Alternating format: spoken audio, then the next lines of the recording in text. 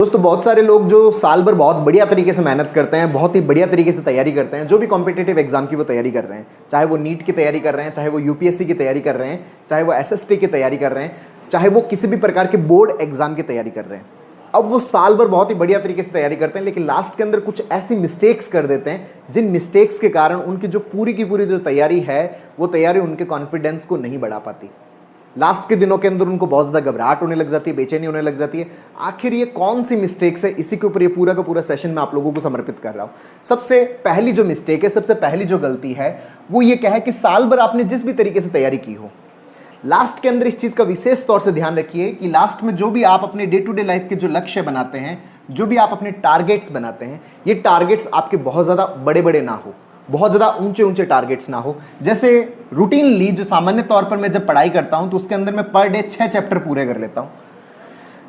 सामान्यतः मैं 6 चैप्टर है वो आसानी से पूरे कर लेता हूं। तो लास्ट के अंदर में जो टारगेट है वो बहुत ज़्यादा हाई ना बनाऊं। अच्छा, हाई टारगेट से मेरा क्या मतलब है कि मैंने मेरा टारगेट बना लिया कि आज के दिन में 20 चैप्टर पूरे करूंगा, या फिर आज 2 बार कोर्स रिवाइज कर दूंगा। मुझे अभी एग्जाम के लास्ट के 5 दिन बचे हैं, इसके अंदर मेरे कम से कम 3 बार तो कोर्स रिवाइज होना ही चाहिए।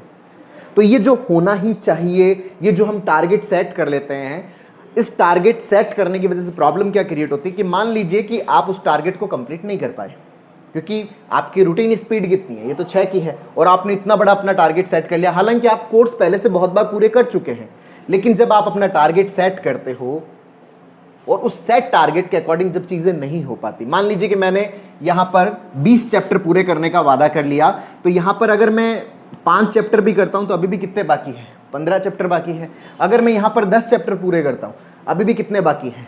10 बाकी है। यहां पर मैं 15 चैप्टर कर लेता हूं, अभी भी 5 बाकी है। यहां पर मान लीजिए कि मैंने दोरा सोरा मेहनत करते करते 19 चैप्टर पूरे कर लिए, अभी भी 1 बाकी है। यहां पे पता प्रॉब्लम क्या क्रिएट हो रही है? अगर मैं इस टारगेट को किसी भी तरीके से पूरा नहीं कर पा रहा, हालांकि मैंने 19 चैप्टर पढ़ लिए हैं, मैंने 19 चैप्टर कंप्लीट कर लिए, लेकिन ये जब लक्ष्य मेरा पूरा नहीं हो पा रहा, जब ये टारगेट मेरा पूरा नहीं हो पा रहा, तो मेरा कॉन्फिडेंस बूस्ट नहीं होगा। मेरे दिमाग में हर वक्त यही चैप्टर चलता रहेगा। ये जो लास्ट 20वां जो चैप्टर बाकी पड़ा है, यही मेरे दिमाग में हर वक्त चलता रहेगा। ये अक्सर हम कॉमनली मिस्टेक करते हैं कि मैंने 5 का टारगेट बनाया, अब उस 5 के अंदर मैंने 4 पूरे कर लिए, लेकिन 1 बाकी है ना, तो वो 1 दिमाग में चलता रहेगा। क्यों? क्योंकि दिमाग तब फ्री होता है जब आप अपने टारगेट को पूरा कर लेते हो, जब आप अपने टारगेट को पूरा कर लेते हो। जैसे ही आप टारगेट को पूरा करते हो, आपका दिमाग क्या हो जाता है? रिलैक्स हो जाता है।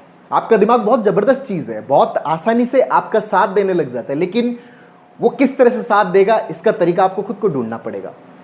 जब आप टारगेट इस तरह का हाई सेट कर लेते हो और उसको आप जब पूरा नहीं कर पाते, भले ही 1 चैप्टर ही बाकी पड़ा हो, तो दिमाग में ये चलता है कि अगर उस 1 चैप्टर में से ही प्रश्न आ गए, हम हर वक्त उसी के बारे में सोचते रहते हैं, और उसके चक्कर में जो दूसरा पढ़ना होता है उसको पढ़ ही नहीं पाते। एग्जाम के अंदर कॉन्सेंट्रेट नहीं कर पा रहे होते, यार मेरा वो 1 बाकी रह गया था, वो पूरा नहीं हो पाया, वो पूरा नहीं हो पाया। तो इस तरह के जो हम टारगेट सेट करते हैं, भले हम हर दिन 15 चैप्टर पूरे कर पा रहे हो, लेकिन फिर भी हमारा कॉन्फिडेंस बूस्ट नहीं हो पाता। क्यों बूस्ट नहीं हो पाता? क्यों? क्योंकि हम हमारे जो एक्सपेक्टेड टारगेट्स हैं, उन टारगेट्स को पूरा नहीं कर रहे होते। तो दोस्तों यहां पर जो कॉमनली हम मिस्टेक करते हैं कि हम हमारे जो टारगेट्स है वो बहुत ज्यादा ऊंचे बना लेते हैं, बहुत ज्यादा हाई बना लेते हैं। ये वाली मिस्टेक हमें नहीं करनी, एग्जाम के दिनों में तो बिल्कुल भी नहीं करनी। तो यहां पे क्या करना है? यहां पे हमें हमारे जो टारगेट है वो बहुत ही छोटे रखने हैं।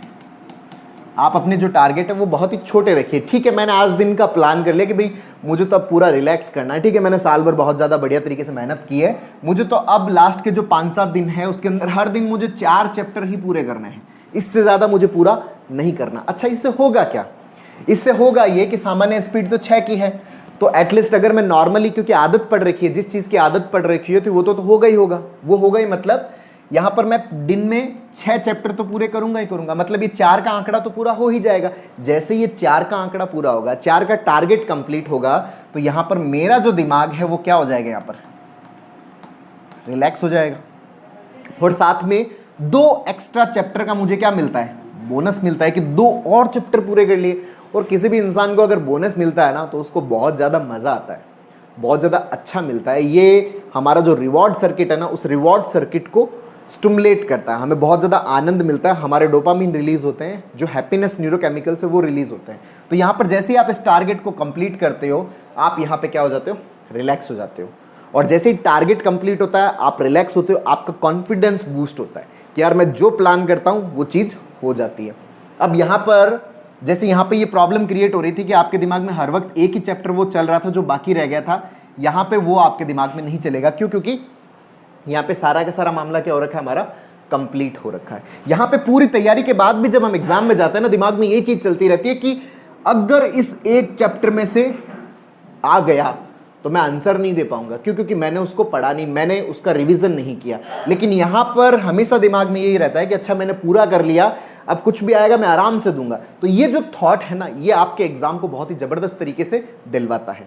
आप एग्जाम के अंदर पूरी तरह से होते हो, यहाँ पर आप एग्जाम के अंदर पूरी तरह से नहीं होते। हमेशा दिमाग के अंदर क्या रहता है, कॉन्फ्लिक्ट बना रहता है, नहीं हुआ था, उसमें से आ गया तो नहीं कर पाऊंगा, उसमें से आ गया तो मैं नहीं आंसर कर पाऊंगा। जबकि यहाँ पर आपका माइंड पूरी तरह से रिलैक्स है, जो भी होगा कर लेंगे। क्यों? क्योंकि छोटे छोटे टारगेट जब आप कंप्लीट कर रहे होते हो, छोटे छोटे स्टेप जब आप चल रहे होते हो और वो स्टेप जब आपके पूरे हो रहे होते हैं, तो इससे आपका माइंड रिलैक्स होता है, इससे आपका कॉन्फिडेंस बूस्ट होता है।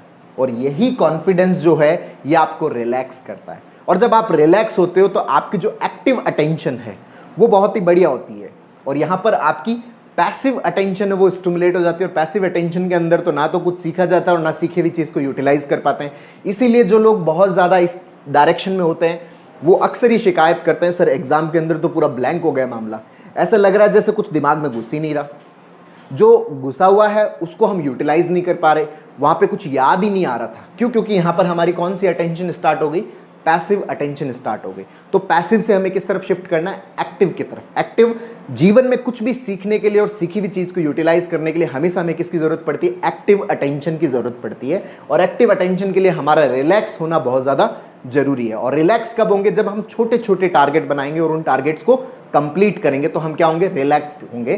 तो यहां पर लास्ट दिनों के अंदर आप अपने छोटे छोटे टारगेट्स बनाएं। तो एक तो ये वाली जो गलती है उसको हमें सही करना है। दूसरा, हम लोग यहाँ पर क्या मिस्टेक करते हैं कि सर मेरा जो सीनियर है उसने भी एग्ज़ाम की तैयारी की थी, उसने एग्ज़ाम दिया था लेकिन उसका एग्ज़ाम में नहीं हुआ, इस कारण मुझे ऐसा लगता है मेरा भी नहीं होगा। भाई हमने अभी तक एग्ज़ाम दिया ही नहीं, हम तो खाली तैयारी कर रहे हैं। जब एग्ज़ाम देंगे उसके बाद में हमें पता चलेगा ना, ये तो भविष्य की बात है, हमें क्या पता। अच्छा उसका नहीं हुआ इसलिए मेरा नहीं होगा, भाई उसका नहीं हुआ उसके कुछ कारण रहे होंगे।